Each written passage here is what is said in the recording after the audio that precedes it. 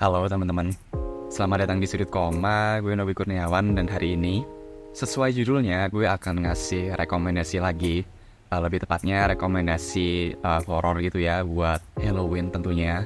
Dan kalau kalian ngikutin Sudut Koma kemarin, sebenarnya gue udah bikin satu video yang sama. Tapi dia lebih ke rekomendasi novel gitu ya. Dan karena di Sudut Koma ini gue nggak cuma bahas novel, sesekali gue juga bahas komik gitu ya, terutama komik lokal.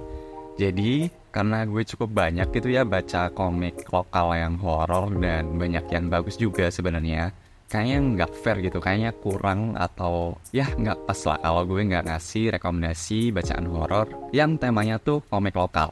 Apalagi gue ngerasa kalau komik merupakan satu media yang cukup oke buat ngebawa cerita horor gitu ya, apalagi horor lokal yang pastinya makhluk-makhluknya nanti tuh lebih dekat gitu dengan kita.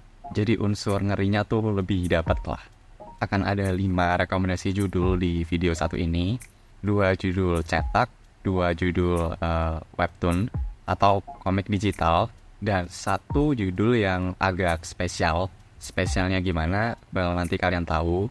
Dan ya, mungkin tanpa berlama-lama kita langsung mulai aja video rekomendasinya. Di awal ini gue akan ngebuka dengan komik-komik cetaknya. Komik-komik yang relatif bisa kalian temuin gitu ya dengan mudah di toko buku konvensional.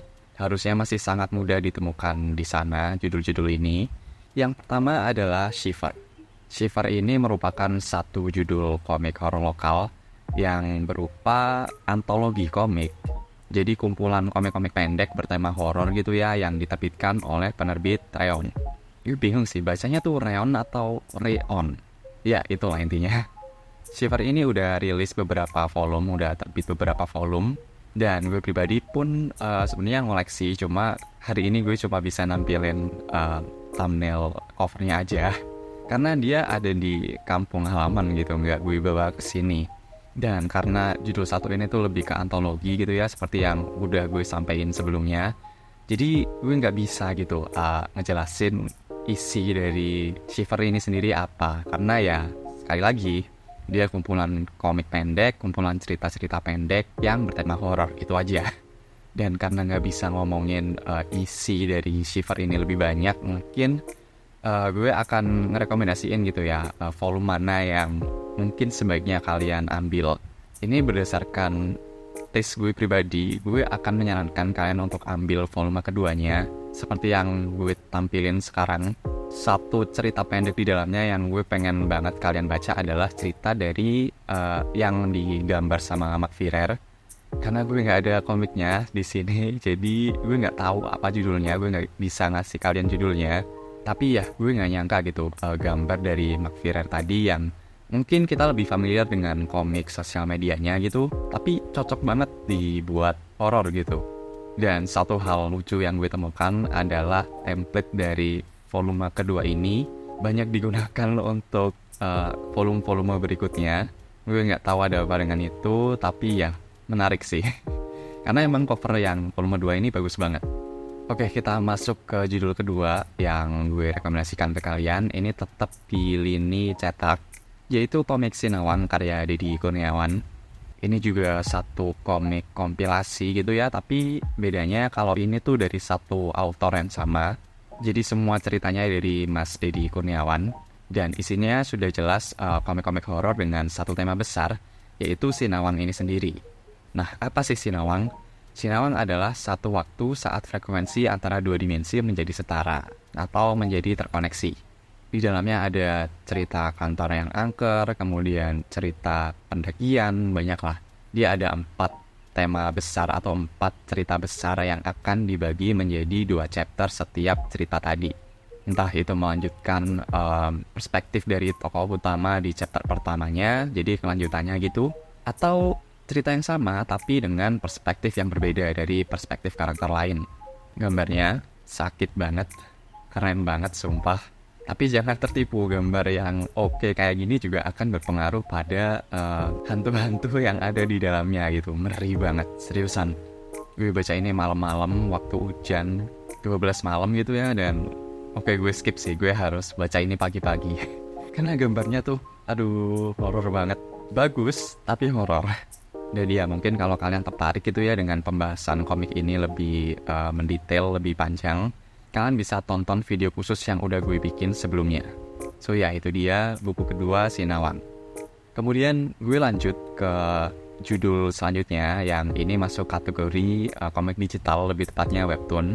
Ada 2 judul yang gue rekomendasikan. Yang pertama adalah komik Kemala yang merupakan karya dari teman-teman di Raga Sukma. Gue bilang seperti itu karena banyak banget lah behind the scene dari komik satu ini gitu. Ada Mas Weta, ada Pierre, ada banyak lah. Yang jelas judul Kemala ini merupakan satu judul komik horor lokal yang rame banget gitu di webtoon. Untuk premis awalnya sendiri gimana? Jadi si Kemala ini atau tokoh utama kita terbangun di sebuah kayak sekolah tua gitu, sekolah yang udah nggak kepake, udah angker lah. Dan dia mendapati dirinya sudah meninggal. Dia pun mendapati di sekolah ini tuh banyak banget arwah yang sama-sama dibuang gitu ke sana. Nah, kita akan mengikuti perjalanan Kemala untuk membantu mengembalikan arwah-arwah ini, menemukan alasan kenapa mereka mati dan kenapa mereka terbuang, sekaligus mencari tahu kenapa sih atau apa sih alasan dibalik kematiannya sendiri gitu. Ini emang lebih ke premis season pertamanya sih, jadi akan per case itu, per kasus dia membantu arwah-arwah tadi. Tapi ceritanya akan berkembang jauh lebih besar, sangat-sangat besar di season kedua dan ketiganya. Jadi yang setup pengembalian atau pemulangan arwah tadi akan berganti atau berkembang jadi satu horor fiksi sejarah. Kalian bisa baca sendiri sih nanti, udah ada 3 season intinya. Oke, kita masuk ke judul selanjutnya.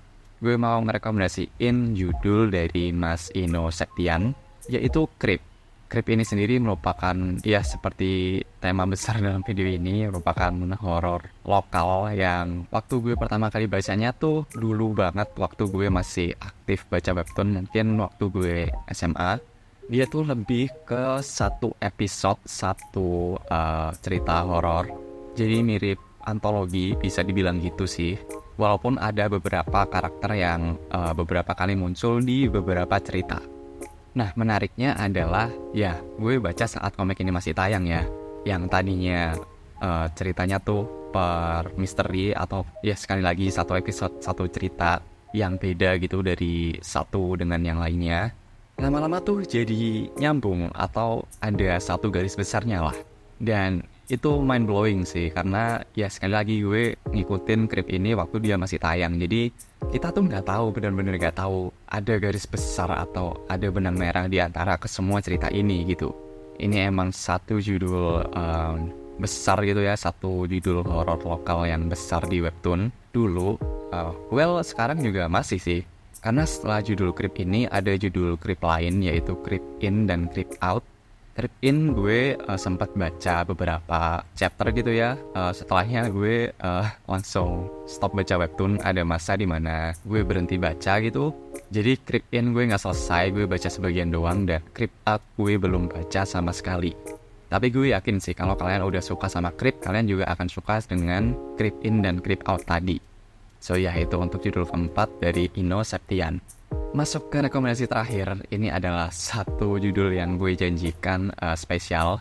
Apa sih judulnya dan kenapa dia spesial? Well, judul spesial yang mau gue rekomendasiin ke kalian adalah Ada Yang Mati di Sini karya Azam Raharjo. Nah, sebelum kita ngebahas judul satu ini lebih lanjut, gue mau ngenalin kalian sama Shortbox Comic Fair.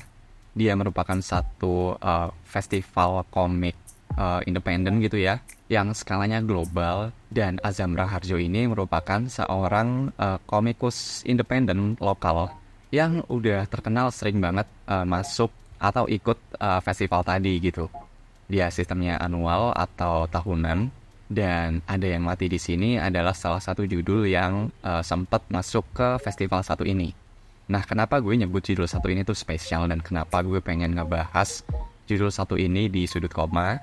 Well, gue sendiri nggak pernah baca cerita horor, baik dalam format novel pendek ataupun novel ataupun komik, dan mendapatkan pengalaman yang sama seperti yang gue dapatkan saat baca judul satu ini. Kenapa gue bilang ini spesial? Karena gue mendapatkan experience baru gitu dari membaca judul Ada Yang Mati di Sini.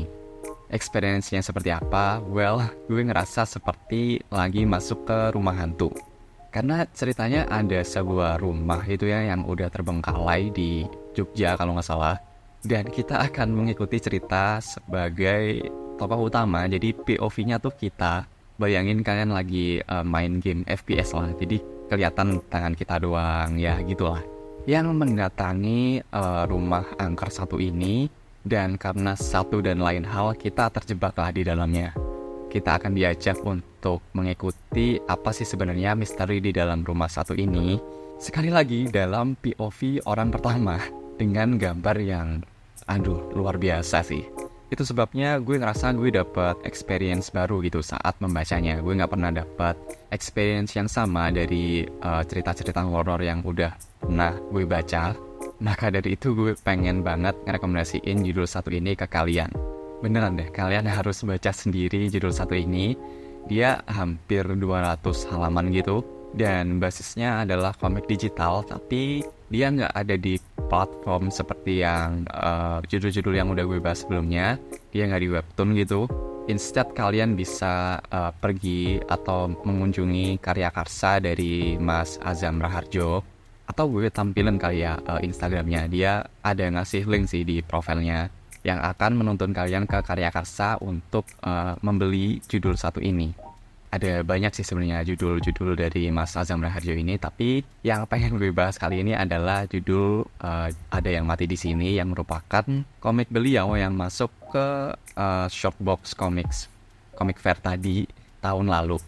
Oh ya, kalau kalian baca komik satu ini nanti, tolong ikutin sama ketentuan yang udah dideskripsiin sama Mas Azam Raharjo, kayak keterangan device-nya, kemudian keterbacaan hurufnya.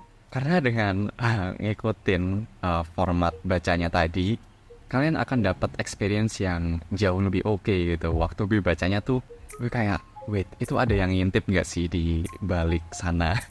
Seriusan deh, experience-nya tuh keren banget dan beda banget. So ya, itu adalah judul terakhir yang menutup rekomendasi komik-komik horor lokal yang keren-keren. Kira-kira judul mana yang bikin kalian penasaran buat baca? Atau apakah kalian punya judul-judul komik horor lokal lain yang mau kalian rekomendasikan? Bisa tulis juga di kolom komentar. Dan ya, mungkin itu aja sih. Semoga di tahun depan gue bisa ngasih video yang sama dengan judul-judul komik lokal yang lebih horor lagi. Dan ya, seperti biasa, terima kasih sudah dengerin. Gue Nobby Kurniawan dan sampai jumpa di halaman selanjutnya. Thank you.